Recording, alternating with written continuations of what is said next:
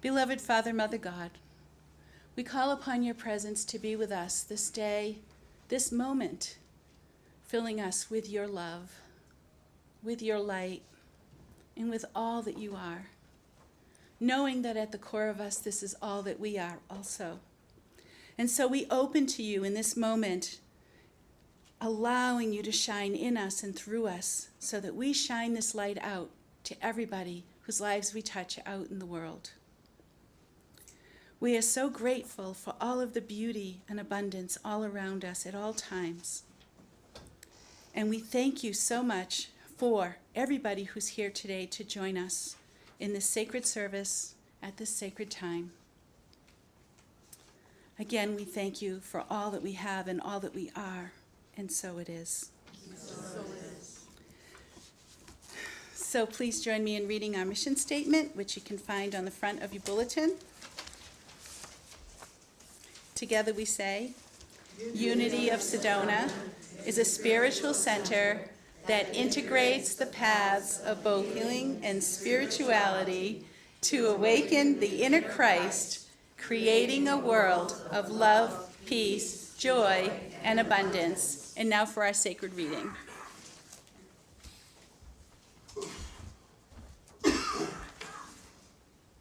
From Rumi. Lo, I am with you always, means when you look for God, God is in the look of your eyes, in the thought of your looking, nearer to you than yourself, and or things that have happened to you. There's no need to go outside. And so it is.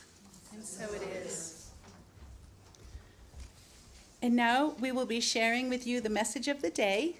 And so Joan will be coming up to do the first part, and then I will come up after that.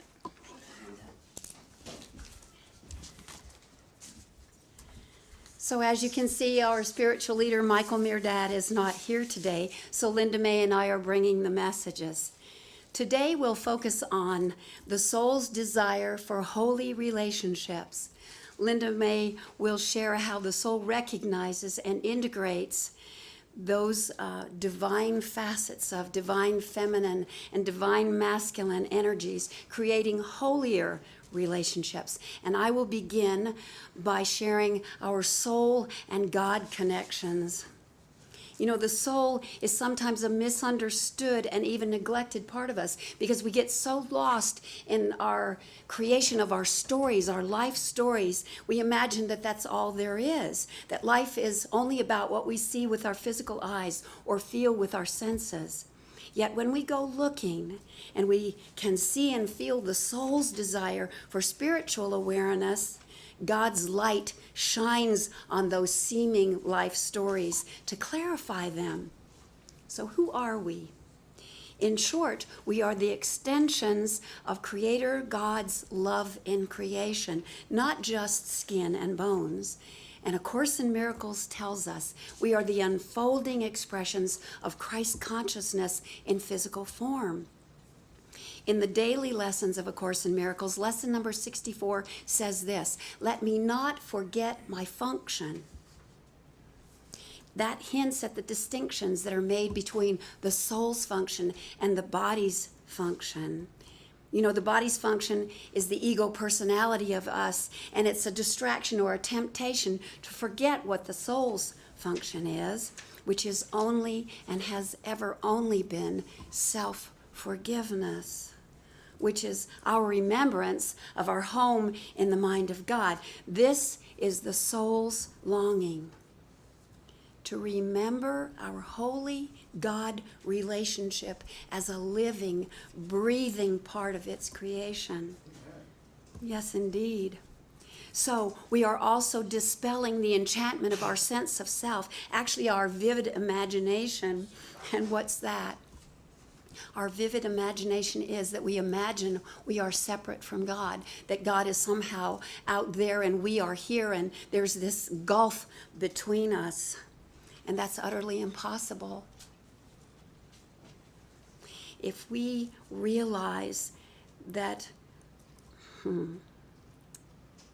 if we realize that it's utterly impossible, that we're not safe in the mind of God, we didn't create us, right? So do we get that? If there's no God, there's no us. Recently, Michael shared in his Christ Consciousness newsletter a story of how he'd been out on tour, and he went to visit a park, and there were some children there, and they came to him. And he was facilitating these several children's crossover from this life to the next. And that's the kind of opportunities that we have also. They can be open to us every single day, being at the right place, at the right time, and in our right mind. We're a soul that seeks awareness to serve whenever and wherever possible. The soul that seeks that awareness is finding its holy, right relationship to God. And truthfully, if any balance in life is to ever be had, it has to be that we pay attention to what the soul's guidance is saying, noticing the out of ordinary things, opportunities to extend love. And it's our soul talking with Holy Spirit and asking, what are you showing me today? And why are you showing it to me? We think our decisions are hard. What will make them easier? If we have been trying to decide everything on our own and really not having very much success, going from person to person to person, parents, friends, it matters not, and not having much success, why could we not yet find another way? I don't know. Maybe divine assistance? So when we practice that divine relationship first, all things can and will change for us because it's ALR. And Just a little bit. oh, okay, sorry. She's not there. Is this on? Do you feel like it's on? Oh, okay. So I'll lean a little more into it. Thank you for telling me. So ALR. ALR is not a disease. It's it's ask, it's listen, and it's receive. And that's what we're doing when we're in awareness of Holy Spirit's guidance for us. It's rather like when we stumble along on life's path and we fall down and hit the hard sidewalk. And we brush ourselves up and we get up and we say, oh, it's okay. And then we fall again, and this time we fall in the gutter. And then we're able somehow to stand up and move on again. And then we fall again, and this time we're in the sewer. We're trying to make sense of things that can't be made sense of because we've no connection to God, or that connection is intermittent. So what's up with us?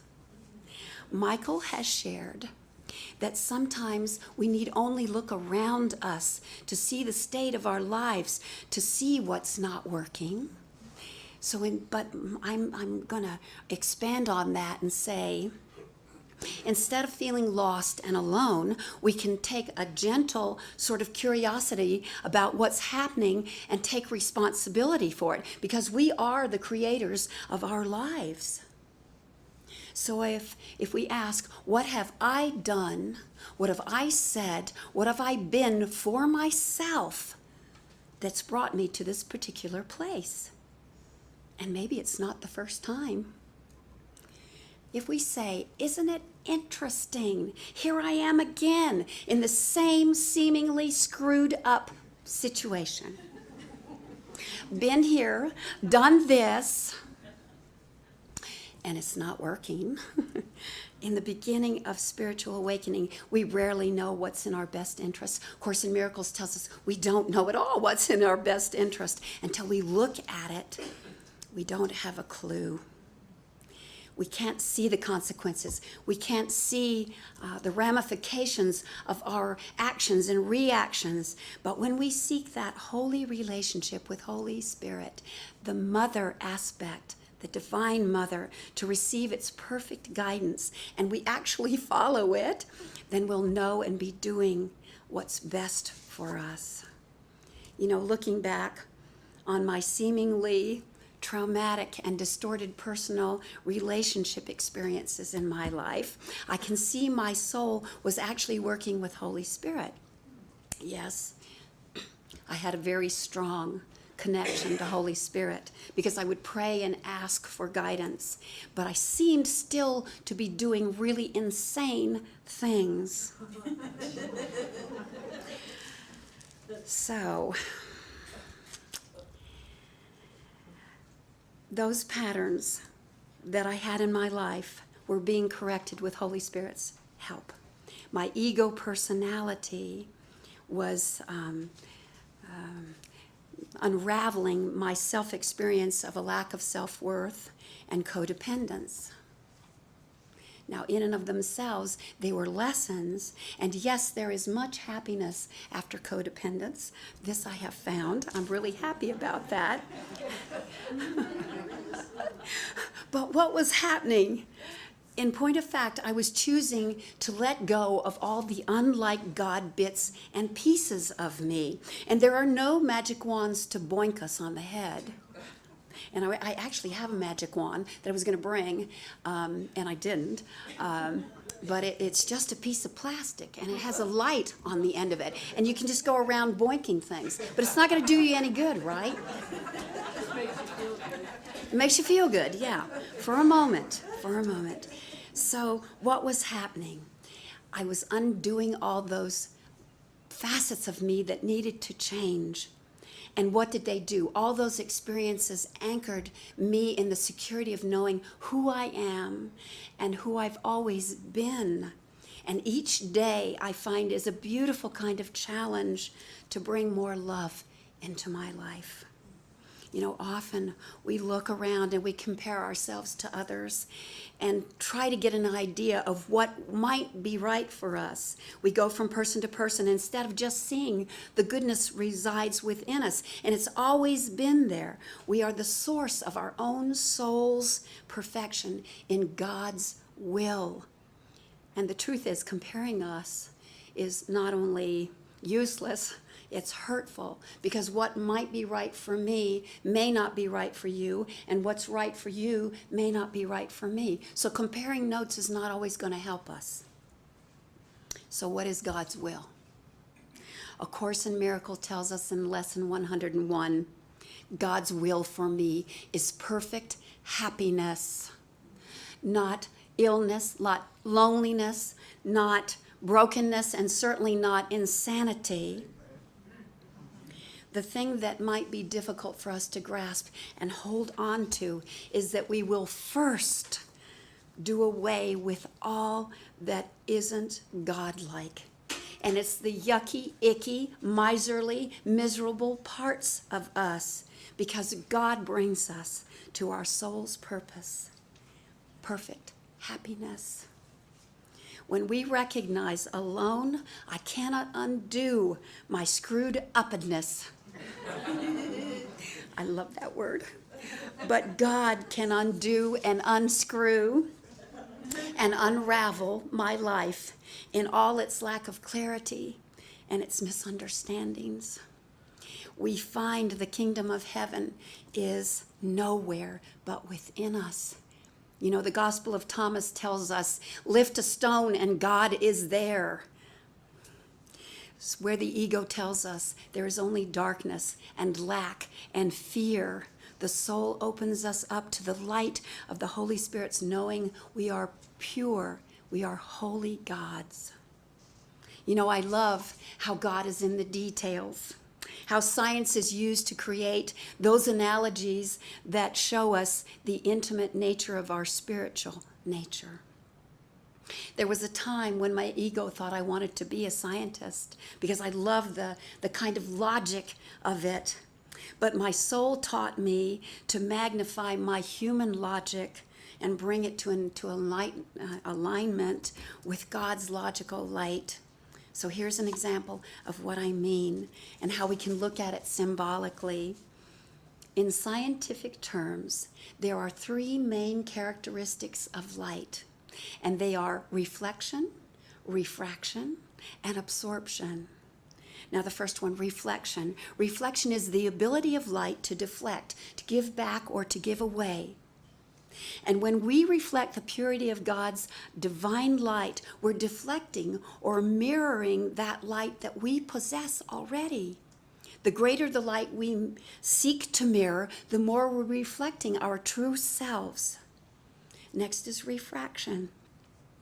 Refraction is the ability of light to bend or to change frequency or to change direction. When we are filling our lives with divine light, we are allowing it to change where we have been too rigid or fearful, and to actually transform ourselves with a new direction and a new frequency. And last is absorption. Absorption is the ability of light to be captured internally. And when we're purposely seeking to capture and incorporate God's divine light, we're actually absorbing and integrating the power of pure Christ consciousness. It's the essence of the true divine nature of us. May we be doing that, all of us. So, let me leave you with this one thought. In Paramahansa Yogananda's book, The Law of Miracles, he writes as if God is speaking to us, and he's saying this. God is saying this. What has life or death to do with light? In the image of my light, I have made you. It's cause and effect. God's divine love is the cause of light in its creation. And our souls are the miraculous effects of its creative light. It's difficult, or maybe even impossible sometimes, to see in darkness. And yet, when we decide, as A Course in Miracles says, to see differently and know differently, our soul is finding its holy relationship with God, the soul's desire for God's light in our lives, and we will find it. Because it's what we are made from and of.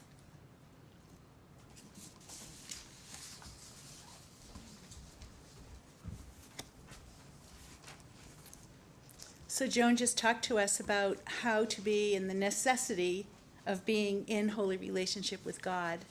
And I'll be talking more about being in holy relationship with others, which is in many ways the same thing, as you will come to see.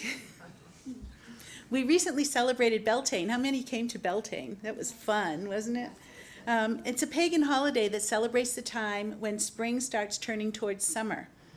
And it's also traditionally celebrated as a time of mating. And in fact, that was when the great rite was held, and it's also called the Great Marriage Rite. And it symbolized the marriage of the masculine and the feminine, which was also symbolized as a time when the sun was actually penetrating the earth. So the father is penetrating the mother. And it's, again, also symbolically representative of the masculine and feminine dancing within ourselves and bringing that to a state of balance. Before we realize that the true mating is the mating inside of ourselves, we tend to look outside ourselves for the perfect mate, don't we? Our perfect other half, the one who completes us, right? And often our partners of choice do represent a balance to ourselves. The parts of us that we haven't developed yet, we tend to be attracted to in another person, expecting them to be the ones that hold that. But the truth is, if we don't incorporate those qualities into ourselves, we're always left with this longing and expectation for somebody else to fulfill that for us. And we're never really satisfied within ourselves. A Course in Miracles says, "What is your brother for? Do not ascribe a role to him that you imagine would bring happiness to you, and do not try to hurt him or hate him when he fails to take the part that you assign to him." Do not try to hurt him or hate him when he fails to take the part that you assigned to him. We do this all the time, don't we? How many of us have expectations of other people and what we think they're supposed to be doing and everything like that? We want them to act a certain way, be a certain way, fulfill our desires and needs, rather than learning to fulfill ourselves with the one thing that really is fulfilling. And that's our relationship with God. But how do we even find our way there? Well, Joan sure took us to some of those places. And I'm going to come at from a little bit of a different angle. Some of you know that I am a psychic reader, and because of who I am, I tend to read especially from the Druid Animal Oracle, which is my favorite deck. And in that deck, there's a card called the Stag. And I often use that to represent the perfect holy relationship. And I have a picture here to just give you a view. So you see the stag is right here, standing here proud and pure and just standing, totally centered. On either side of the stag are two trees. Each tree is rooted in the ground, and each tree is reaching up to the sun. And then there's a place where those trees reach out to each other. And where they intertwine is where true relationship is, because they're already coming from a place of wholeness within themselves. The roots underground are also intertwining, but still they are standing on their own. They are not dependent on each other. They are interdependent. Now the stag's antlers are also intertwining with the branches of each of them. And to me, this card symbolizes the masculine face of God, that God is always there between us, always. And the card itself stands for purity, leadership, pride in a good way, and that kind of stuff. But I don't see it that way. I always see it as this protector and this one that is, with us all the time. So to me, this is the perfect relationship, standing on your own, intertwining, and with God in the center. And it also reminds me of the Vesica Pisces. It's kind of the same thing where you have the two intersecting circles. The circles are whole on their own, and yet there's this place where you come together. Now, I have a friend. His name is John Huell. He's a Jungian analyst. I've known him for years. And I was attracted to him because of a book he wrote that's still available called Divine Madness, Archetypes of Romantic Love. It's a great book. It really is. Because it really does get to the bottom of it. And one of the things he talks about in this book is he calls it Love's Angel. And he also refers to it as the creative third. And he says in this book that there aren't just two autonomous factors in a relationship, but also a third factor. That we sometimes see this characterized in different kinds of imagery. And in the book, he goes into all kinds of traditions and poems and songs and all kinds of sources that talk about this third being. In fact, we even hear it when we say things like, whenever two or more of us are gathered in his name. Or when Cupid shoots, you don't fall in love until Cupid shoots you with his magic arrow. That's all the third element in a relationship. And when two people come together, one of the things that happens, and it doesn't have to be romantic, but usually we refer to it that way, when two people come together, something else opens up between them. Like there's some peace. It's like an alchemical reaction, when two people's beings start to intermingle. A third is created. And it reminds me a little bit of something like Napoleon Hill's Mastermind, where he says the sum is greater, the entity that's created is greater than the sum of its parts. And that's what happens with any relationship.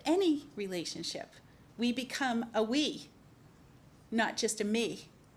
And that we is the third that's connecting us, keeping us, doing whatever interaction we've chosen to do with each other, anything like that. And it's when we open to another being in that way, we are also opening to God and letting that in. So another card in the Druid Animal Oracle that sort of talks about this too is the seal. And the seal stands for love and longing. And you can see it in the seal's face. He's looking out like, oh, where is my love? Where is the one I'm looking for? When is my life going to be exactly how I want it? Always looking outside and longing for some kind of fulfillment it can't find. And there's a little rainbow up here in the corner, and I always call that the promise that you will find fulfillment. And you find it when you stop looking outside and you look inside and find the fulfillment of your own soul. And as you find that fulfillment of your own soul, you are connecting with the God in us, the energy of God, the light of God that is shining through us at all times and connecting with the greater source of all. So that's the message of this card. It's a message of, yes, longing, and usually whenever anyone gets it, they do tell me that they're feeling unfulfilled or longing for something, and that's the promise. That's where they're going to end up, is finding that fulfillment within. So, whether we realize it or not, every relationship we have is sacred, no matter what happens, because every relationship is a mirror. We get to know ourselves when we look at what we like and what we don't like. And we get to know ourselves even more deeply when we ask ourselves why we like something and why we don't like something. Because oftentimes it's a conditioning that we may not have even known that we were conditioned to believe. So we have to uproot those things so that we can find the truth. Because otherwise we stay stuck in the quagmire of darkness, as Joan referenced. And believe it or not, we all set up contracts with each other. And sometimes it's ahead of time. Sometimes before we even come into this life, especially the significant people in our lives, we know when we meet them that we knew them before. That kind of feeling, I know I've felt it. And also, so that happens like before we set it up, sort of a thing that we set up that's going to happen to us in this life, so that we experience certain things so that we can grow, just like Joan referred to in the soul's growth. And sometimes what I call a soul collusion, we collude even now in our spirit side, that if we need something right now in our lives, it comes in right now. You know, the right person comes in, the right situation comes in to help us to get to whatever we need to get to next, to keep clearing ourselves and clearing ourselves and clearing ourselves. At some point during our awakening, we realized that no matter what the relationship was like, even the difficult ones, that they gave us a gift, even if it didn't appear to be that at the time. And ultimately, as Michael has said many times, there are two types of relationships. One is a karmic relationship, which often is a little bit challenging, where we can take that moment to see ourselves mirrored in another person and heal ourselves. And the other is a gifting relationship. And that's what we have when we've done the work and we've gotten to a point where it's just a harmonious, lovely, wonderful relationship. And what I have found is every relationship is usually a little bit of both, some more one than the other. But in any relationship, even the challenging ones, you can find the gift. And even in the gifting relationship, sometimes, because we're still human and still here on earth, believing so at least, we still create challenges. Like it or not.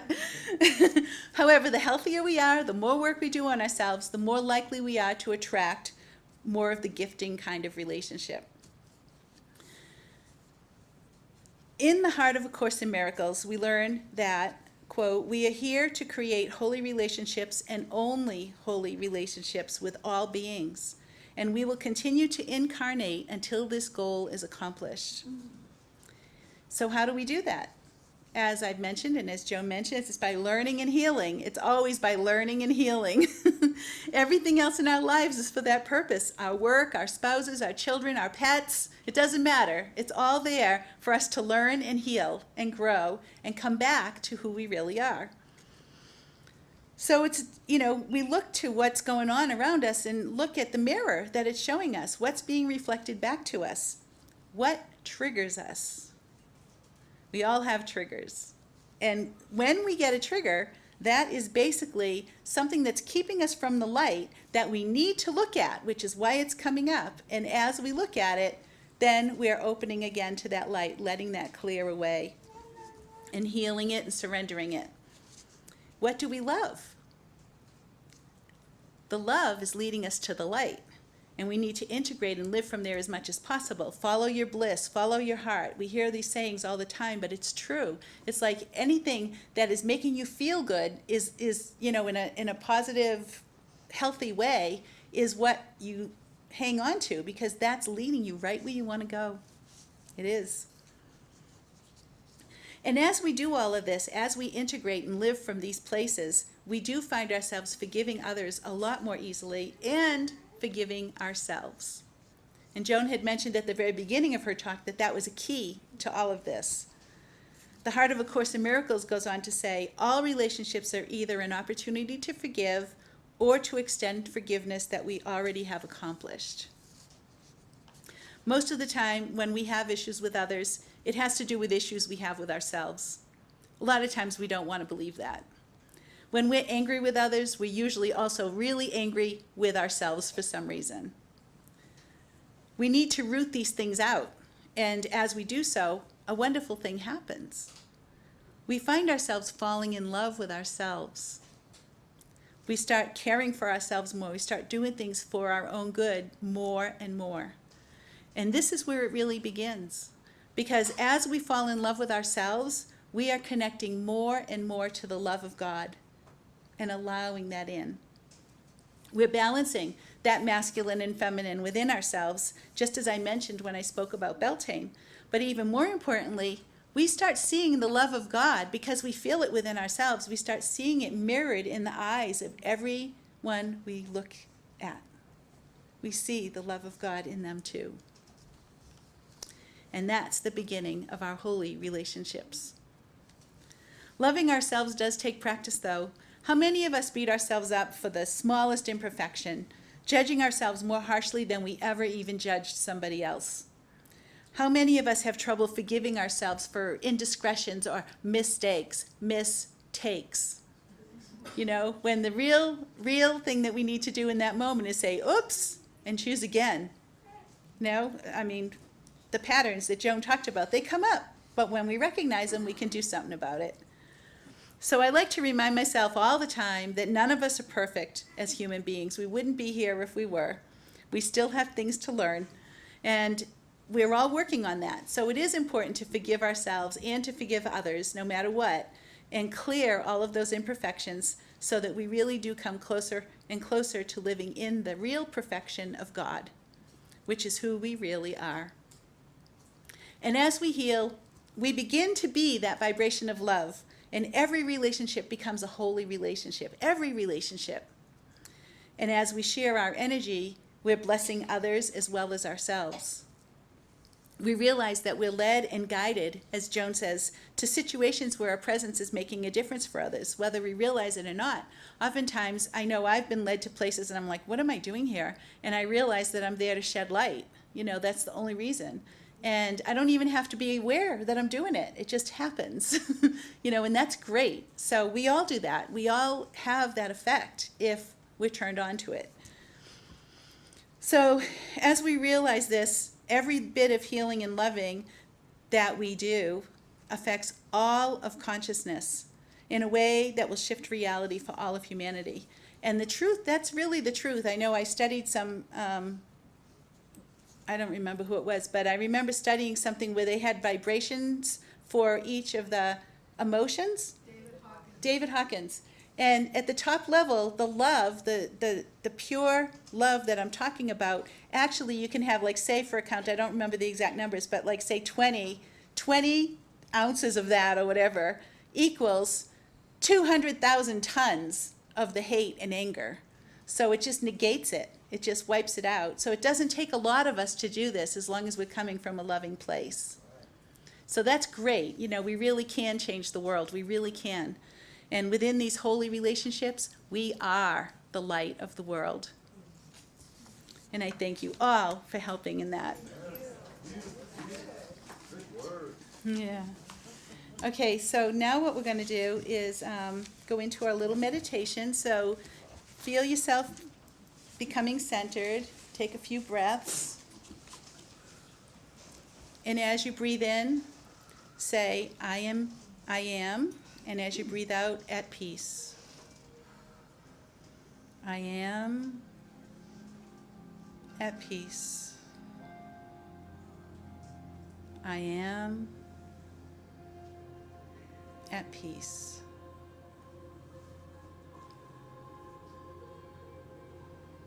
Feel yourself going inward, letting everything else fall away for these moments.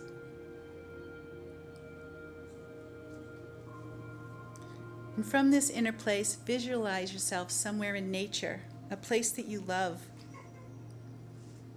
It could be at a beach, or walking in the woods, in a garden, wherever your heart leads you.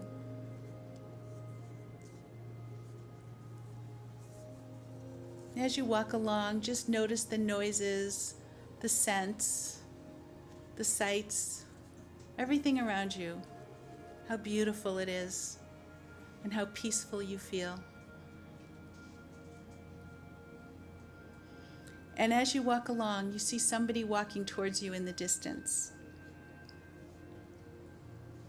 As they get closer, you see that it's somebody from your past that you had a close relationship with, someone you haven't seen in a while, and you're delighted to see them now. Could be a friend, could be a family member, could be a lover.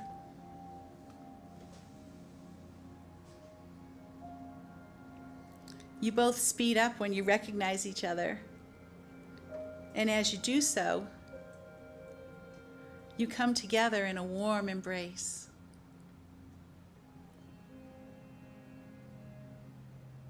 And as you let go of that embrace, you look into each other's eyes.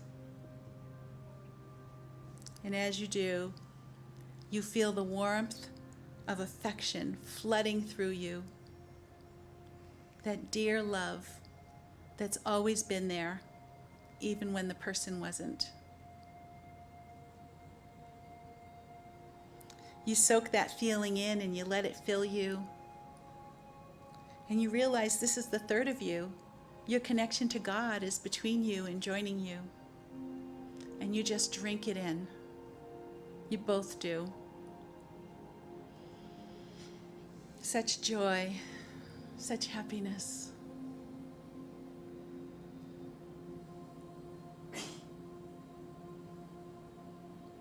You embrace each other again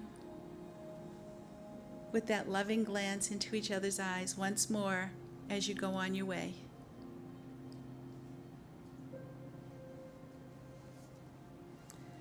A bit further down the path, still filled with that sweet love and affection in your heart, you see someone else approaching.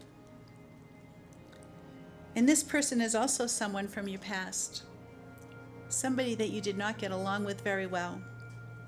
Someone who was much more of a challenge for you. Yet here they are, coming toward you.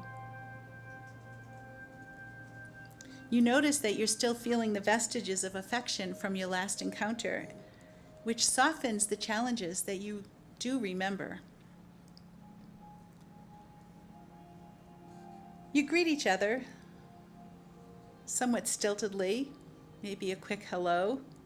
And as you do so, that love that's still inside of you sort of bubbles out your eyes and meets their eyes in such a way that they feel it and they look at you with that same love.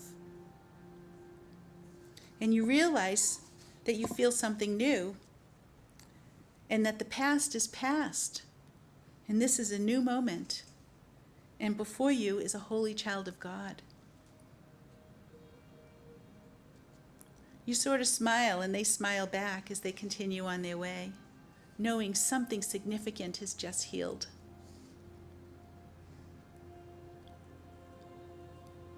You continue walking along and you see another person approaching. And as they come closer, you very definitely recognize them because it is you. You both approach each other, and as you do, as you did with the last two, you look straight into each other's eyes and realize the love that you feel, that love inside of you bubbling over for yourself, for the other person in front of you. You feel it growing inside of you, and you do feel that third once again connecting you to this person in front of you who is you, and you embrace each other. And in doing so, you actually melt into each other as one being. You know that God is shining in you and through you, and you rejoice in the fullness that you feel, with the confidence of knowing you can see God in anyone put before you because you are one with God. Soak that in. Let that love wash over you and shine out of you. Feel yourself so filled with it. till it's overflowing.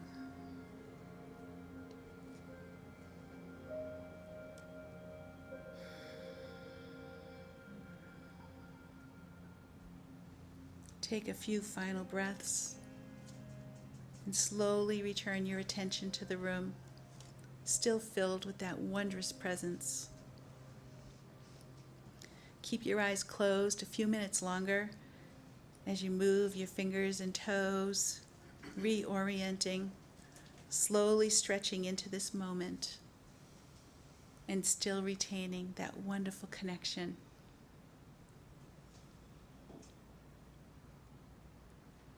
And then when you're ready, you can open your eyes. Take time to ground, and don't lose that feeling. And now you know you can access it at any time.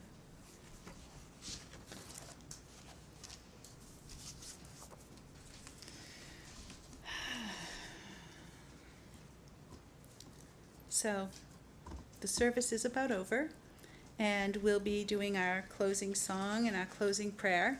But before we do that, we'll be taking up our collection. So please take a moment to get out your offerings, and please be as generous as possible, especially when Michael's gone. I really like to ask for that. Just use it as a, you know what, one of the things I didn't say in my talk is that, that soul collusion I talked about actually also talks about what brought us all together. And I just love that, knowing that it's almost like we all had a date with destiny, and here we are at Unity. And it's just such a beautiful, lovely, wonderful place. So I do ask that you support that in any way you can. Remember, the blue bags are for our standard love offerings, and the wicker baskets are for supporting special projects or helping people of lesser means. So any extra donations you'd like to make aside from your normal tithing would go in the wicker basket. Now take a moment to hold your donations close to your heart. And again, on the front of your bulletin, we'll read together the prosperity blessing, which goes like this. Divine love flowing through me blesses and multiplies all that I am, all that I have, all that I give, and all that I receive. And so it is. Okay. And now what I'd like to do is bring Joan back up, and if anybody has any comments or questions or anything they'd like to share from the service, we would really appreciate hearing it. So does anyone have anything they'd like to share? Yes, Suzanne. When you were talking, I was getting this message from Rumi, which is love is in your name. Oh, So wow. when you say it's someone else's name or even your own, that's owning it and love, like you were talking. Right. And then the other thing Ava taught us is you choose, you chance, and you change. Now, it's not going to happen overnight, but Choose, chance, and change. It's that's beautiful. the next step. Yes. Beautiful. And yes. Both your talks today just smack dab in the middle of my heart. It's what my week's been all about. Oh. Holy relationships, understanding how divinely we mirror each other. It was just perfect. Thank you so much. Oh, you're welcome. Thank It's you. our pleasure for sure. I don't know if people could hear what Suzanne was saying. She was saying that when you say a person's name, like when you greet them or you're in a conversation, you repeat their name, that's like giving them a little extra love, that you're in recognition of the personality and the being that they are to you. And that's a really beautiful thing. And repeat the 3 C's. Choose. Choose, change, No, choose, chance. Chance, chance, and change. and change. The 3 C's. Choose, Chance. chance, And and change. change. And then Okay. Lori was also saying how she noticed how it was reflecting the relationships and everything, that the mirror that's around her at all times, Yeah, that she for noticed this sure. week. Yeah. Thank you. Anything else? Yes.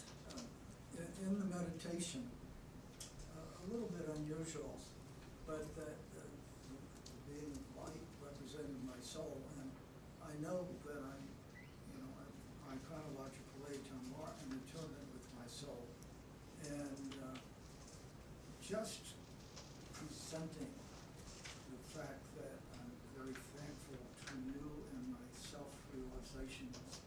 arrive at to this point in my life, and the furtherance of my involvements with people as I'm called to be. And Yes. so that was a beautiful connection between me and my own soul. Well, I've had a few conversations with one. Yes. That's beautiful. He was saying, for those of you that couldn't hear, that in the meditation it was bringing him to the realization of how in touch he is with himself, that he has lived that. Yeah. And has it's- conversations with his own so- soul. yes. Yeah. Wonderful. It's beautiful. Yes. During the meditation, it just totally cleansed my whole heart. Yeah. I got to see my grandfather, who he's been one of my mentors for years. But Oh, he's my. been an angel since the early 70s. And I just felt that connecting, and I actually felt his presence in me. And then I saw my mom, and my mom and I did not get along when I was growing up that much. But to embrace her and tell her I'm sorry, and to hear her say I'm proud of you, it just Awesome. really took my heart Yeah. into the heaven. It was Yeah. beautiful. Yeah. When we work those meditations and don't just space out, so to speak, there are these grand opportunities to heal. They're just, I mean, if you can, go into that space and allow that to wash. When you heal relationships, grandfather and mother, those are two really significant things that contribute to our well-being mentally and physically and spiritually. Thank you for sharing that, yeah. Yes. I just really appreciate when you were talking about how loving oneself is an opportunity to get closer to God. Yeah, it is, for sure. Loving ourselves is the Yeah. way. In For many, sure. many ways, yes. Anything else?